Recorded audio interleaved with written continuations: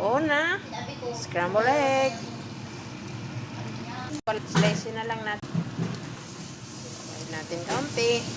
Yan, lagyan kaunting asin. Tapos, lagyan ng white pepper para magkaroon ng lasa.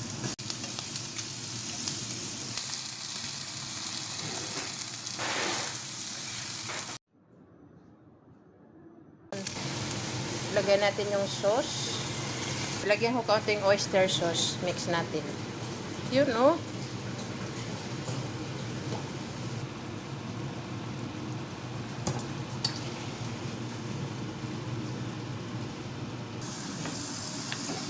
Pinat yan. Ay, lumabas na wari. Pakinggan ko ang boses.